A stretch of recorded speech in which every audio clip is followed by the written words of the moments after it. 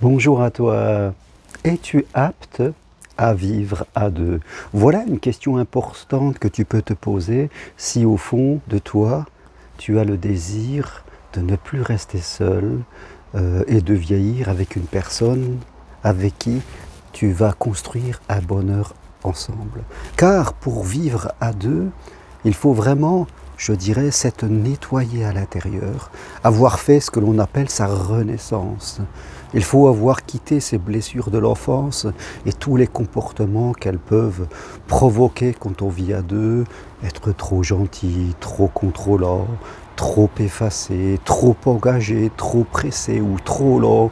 Voilà quelques comportements parmi d'autres que les blessures de l'enfance peuvent provoquer en nous et qui vont venir créer des perturbations dans notre vie sentimentale. Parce que la vie sentimentale et la vie à deux, c'est vraiment rentrer dans notre intimité avec une personne.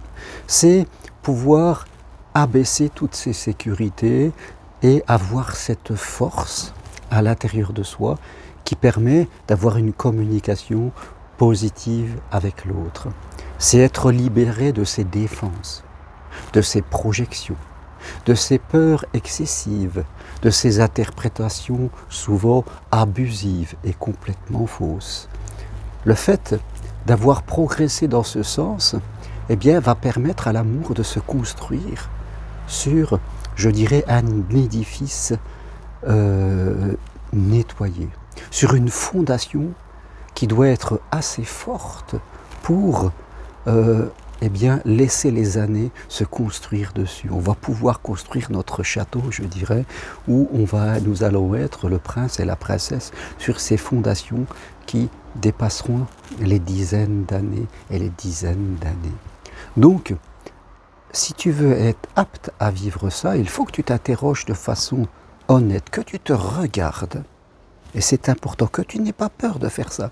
Beaucoup de gens, curieusement, ne veulent pas faire ce travail sur elles, des personnes, et elles cherchent et elles attirent de façon naturelle des gens qui n'ont pas fait ce travail aussi. Et fin de compte, on va se blesser, on va mal communiquer, on va réveiller nos blessures, on va créer des peurs, et forcément tout ce que je disais, les mauvais comportements qui étaient peut-être endormis en moi, eh bien vont se réactiver, et on va se faire mal, et fin de compte, notre relation ne marchera pas. En tout cas, elle peut commencer au début à donner l'illusion qu'elle va fonctionner avec le temps, et après, elle va s'arrêter. Donc, c'est quelques mots que je veux partager avec toi aujourd'hui pour vivre à deux, construire un bonheur à deux, et qui va durer parce que c'est une quête. Parce que c'est une quête, on n'a pas envie de vivre des histoires qui durent 6 mois, 1 an, 2 ans, et qu'il ne faut que s'arrêter, et où à chaque fois on va essayer de construire et on va détruire. On a envie de construire quelque chose qui dure dans le temps et qui vraiment va nous donner cette satisfaction, cette liberté intérieure, ce bonheur de construire dans le respect de l'identité de chacun, où chacun pourra s'exprimer dans la confiance et non pas dans la peur de ce que l'autre va interpréter ou que fin de compte, il va mal comprendre, je vais être quitté, il va se passer des choses, je ne mérite pas tous ces trucs-là, vous voyez?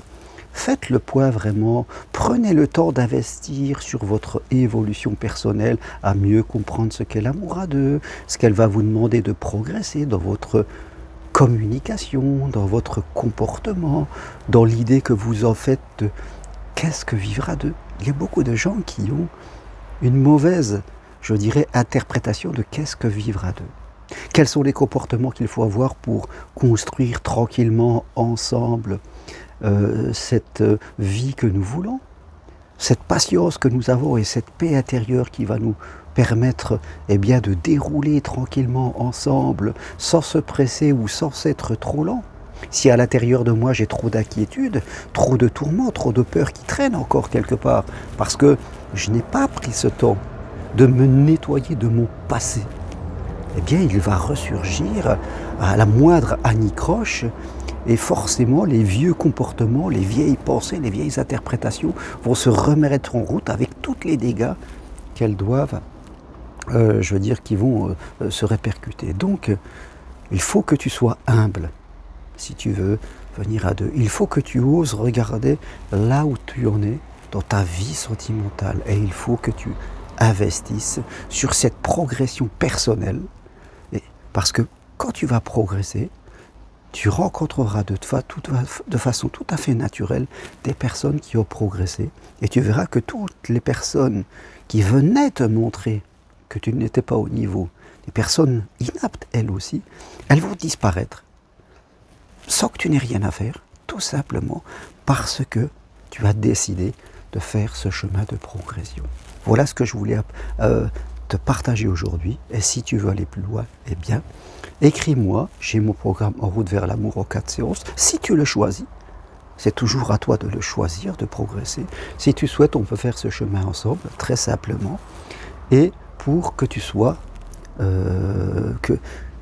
apte à vraiment ce que tu veux vivre au fond de toi. Et tu verras que là, un nouveau chemin, vraiment, va commencer à s'ouvrir à toi. Et vraiment, il t'apportera tout ce que tu souhaites parce que tu as osé, je dirais, tu as fait cette évolution qui était nécessaire pour la vie sentimentale que tu veux, mais aussi pour la vie d'une manière générale. Des infos sur mon site germainroncari.com. Voilà, écris-moi et je te donnerai tous les détails pour que ensemble, eh bien, on te permette de progresser pour vivre enfin l'amour et la vie à deux que tu espères. Merci, à très bientôt. Au revoir.